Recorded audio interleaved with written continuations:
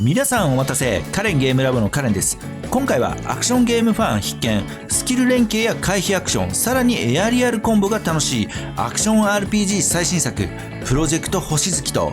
美麗な 2D ディフォルメピクセルアートで描かれる新作アクション RPG 非敗プロメテウスを紹介します。紹介する内容はこちら。プロジェクト星月は CBT に参加したので、ゲームの概要や売りとなるアクション要素、さらにプレイした感想。非敗プロメテウスはバトル特化のデモ版をプレイしたので、簡単なバトルの概要とプレイした感想をお伝えします。今年はチャンネル登録者1万人を目指しておりますので、ぜひこの機会にチャンネル登録、高評価ポチッとお願いします。それでは曇りなき眼で見てまいりましょう。まず一つ目のタイトル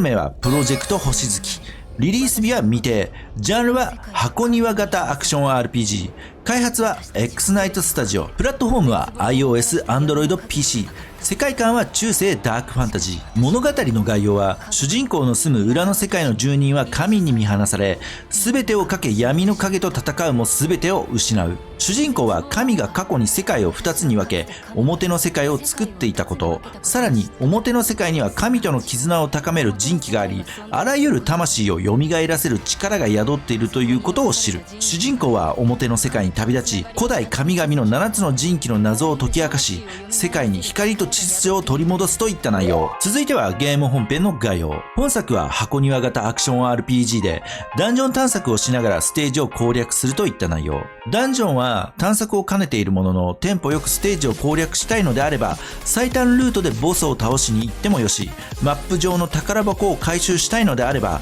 探索をしながらダンジョン攻略を目指すもよしといった感じ。遊び方はプレイヤーの気分次第。この2つの遊び方は、最短ルートでクリアすると最低限の育成素材の入手が可能で、育成だけを目的として進めるなら最短ルート。ちょっと時間はかかるけど、探索することで装備品である武器やルーンを獲得することができ、低確率で高レアな武器が手に入るので、結構なやり込み要素となってます。ダンジョン攻略以外の要素として、拠点となる街中ではクエストやサブクエストの受注はもちろん、武器の強化やアイテム購入など様々な要素があり、拠点を中心に物語が進んでいく内容。次は育成について。育成はキャラと武器の強化が可能で、分かる範囲だとレベルアップと限界突破となっていて、キャラの限界突破は必要素材で可能。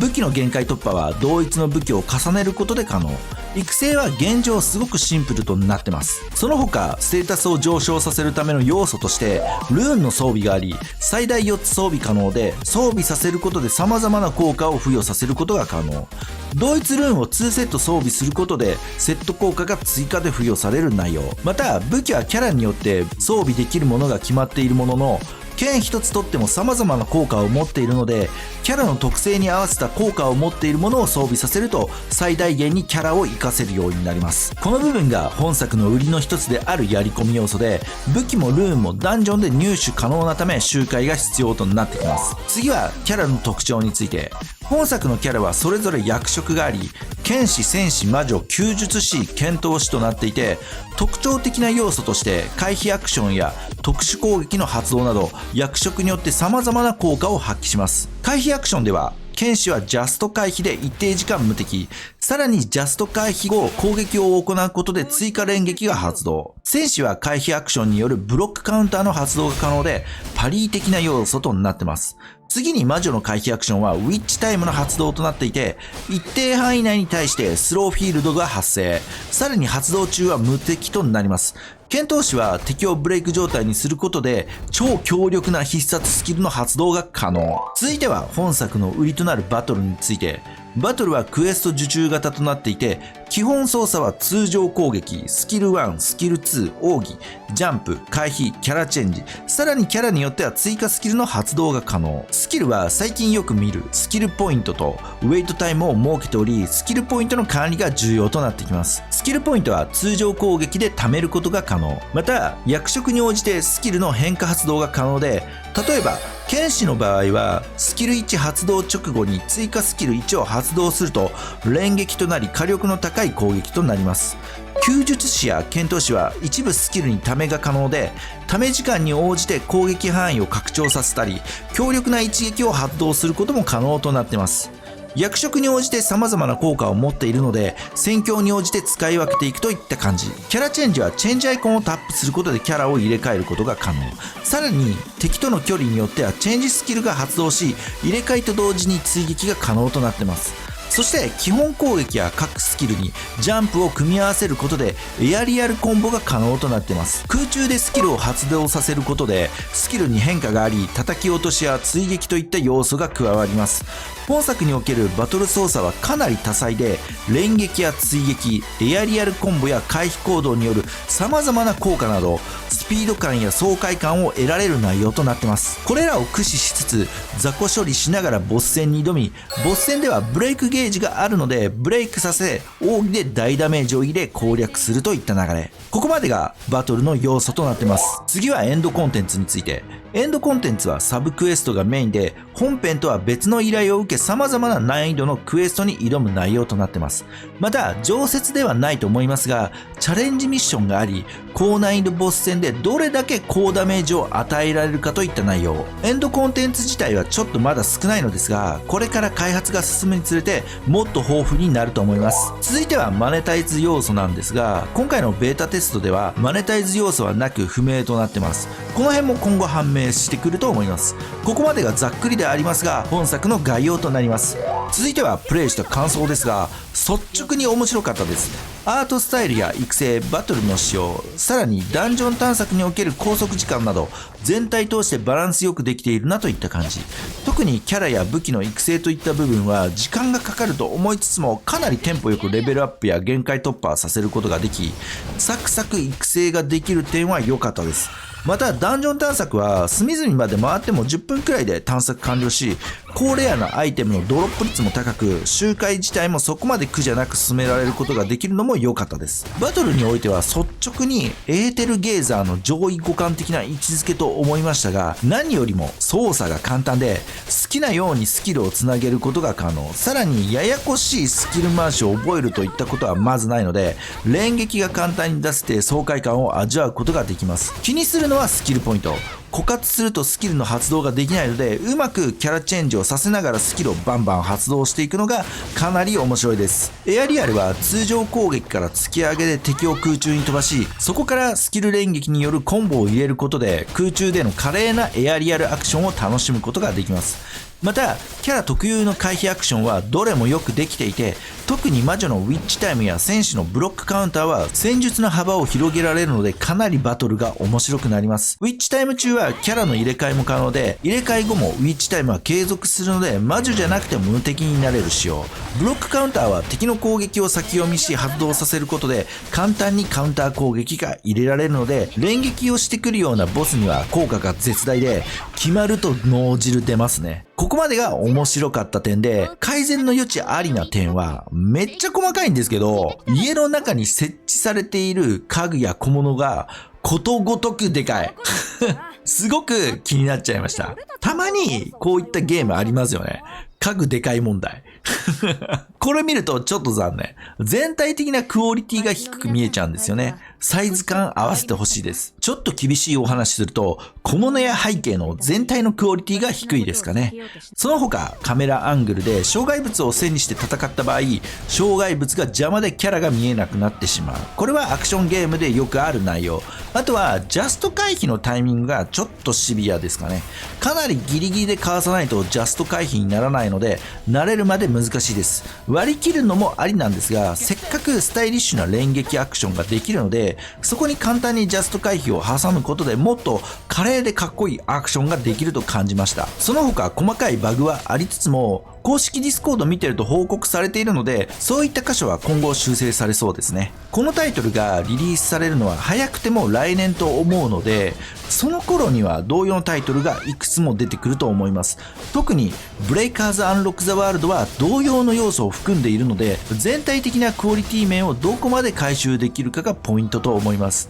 今回のベータテストのアンケート結果をもってさらにブラッシュアップされると思うので、今後何かしらの新情報あれば改めて紹介しようと思います。続いてのタイトルは批配プロメテウス。リリース日は見て、ジャンルは横スクロールアクション RPG。開発はディムクローン。プラットフォームは iOS、Android、PC。本作は2019年に設立した上海のゲーム会社リムクローンが開発中のタイトルで、本作は中国国内でも前評判の高いアクション RPG で、事前登録者はすでに100万を超えており、超期待作となってます。このタイトル21年の時点で軽く紹介しており、かれこれ3年目となり、昨年12月に中国での番号を取得、ようやっとリリースできる状態までたどり着きました。番号って何ぞって思う方もいると思うんですが、簡単に言ってしまうと、著作権の取得とゲーム規制に伴うルールがしっかりと反映されているかを国の公的機関が審査し、番号が付与されているもののみリリースできるようになってます。で、この番号取得審査が国の都合でちょいちょいストップしたりします。そんな中、昨年12月にゲーム規制に伴うルール改変があり、それに合わせる形で100タイトルほど番号の取得が行われました。長かった。で、物語の概要は光と影が対立する世界。プレイヤーは火の管理人として英雄たちと災難に挑み、青き炎を探しに行くといった内容で、ピクセルアートで描かれた背景と美麗なディフォルメ 2D アートで描かれるバトルはかっこかわいいテイストで、さらに等身 2D イラストでアート面を補強しており、合わせてみると良い仕上がりとなってます。バトルは敵に吹き飛ばされたキャラクターがすっ飛んでいくなどコミカルな演出もあり、世界観の知りやすさとコミカルが両立した雰囲気のあるゲームとなってます。バトルは横スクロールアクションで奥行きもあり、立体的に遊ぶこともできる仕様。基本動作は通常攻撃、スキル1、スキル2、回避、奥義、キャラチェンジとなっていて、スキルはウェイトとスキルポイントが存在し、スキルポイントは一定時間経過か、こちらの攻撃がヒットすることで溜まる仕様。そのためスキルを多用するとスキルポイントが枯渇し、スキルの息切れとなるのでポイント管理は重要となります。PV 見てわかる通り、はちゃめちゃ感の強い内容で、動作が軽快でスキルの派手さもさることながら、ダメージ値が辺り一面に飛び交う感じがかなり爽快感があって楽しめます。キャラの入れ替えは特殊でクールタイムがなく、スキルポイントを消費することでキャラの入れ替えが可能。また入れ替えと同時に固有のチェンジスキルが発動するので、乱戦時にチェンジスキルを利用して形勢を整えることも可能です。この辺はよくあるアクションゲームの仕様となってます。ここまでがざっくり概要で、実際にプレイした感想ですが、今回プレイできたステージは3ステージ。通常ステージとボス戦と高難易度ボス戦。使用できたキャラは戦士系2名の氷属性キャラと火属性キャラ、魔導士系1名の雷属性キャラの3名で、バトルは言うことなく楽しいですね。キャラの操作も軽快でもっさり感がなく、結構スピード感のあるバトルが楽しめます。またスキル発動による演出も派手で、さらにダメージ値が大量に表示されるので、爽快感と迫力を感じられる内容となっています。また一定のキャラは吹っ飛ばし効果のある技などコミカルに楽しめる要素もあり、吹っ飛ばしは気持ちいいですね。通常ステージは手軽く俺強えでき楽しいのですが、高難易度ボス戦ともなると一変して激しい戦闘となり、やりごたえ十分のバトルとなります。というか初見でクリアは相当難しい仕様。何度も床ペロしました敵の攻撃手段を理解していないとあっという間にやられてしまうくらい難易度高いです。その分倒した時の達成感はやばいです。思わずガッツポーズ取りましたね。今回のバトル部分のレベルデザインとしては、通常ステージはサクサク進みプレイになれることが目的で、ボス戦はちょっとプレイヤースキルが必要で、キャラチェンジやスキルを多用しプレイヤースキルの上達を図り、高難易度ボス戦は敵の攻撃の理解と今までのプレイで培ったプレイヤースキルを元に攻略するといったしっかりと設計されていて、こういった流れでゲームの全体像が作り込まれるとしたら十分だと感じました。バトル部分だけでしたがかなり遊び応えのある内容です。これに育成ややり込み要素、さらに様々なエンドコンテンツが用意されていると考えると結構楽しめるゲームになるんじゃないでしょうか。